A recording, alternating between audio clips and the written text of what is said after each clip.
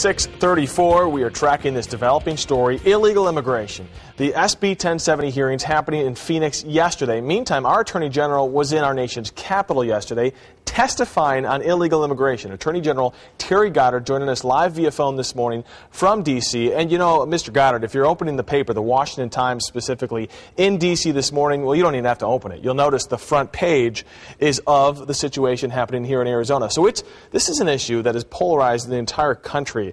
So what did you testify yesterday? I know one of your points was that the federal government should actually follow our state's lead. Yes, good morning. And I did, both the Washington Post and the Washington Times featured the arguments yesterday in Phoenix. But I'm here where it's just as hot in Washington. It's going to hit 100 today. So the heat of this issue is all across the country. How about that for a metaphor? But what I was talking about was human smuggling and the very serious impacts that that's had for many years in Arizona and throughout the country, and trying to find some practical ways.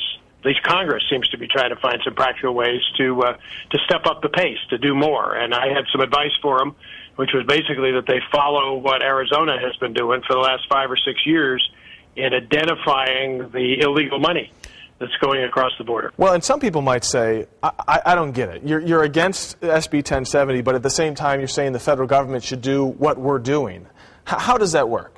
Well, let me be clear about this. I think we need to focus on the biggest problem, and that is the cartel violence in Mexico and the work that they do facilitating the smuggling of drugs and human beings into the United States.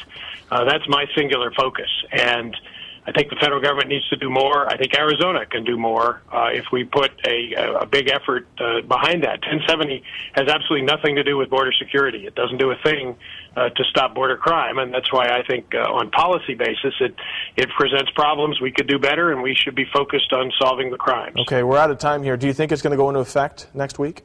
You know, that's I can't predict.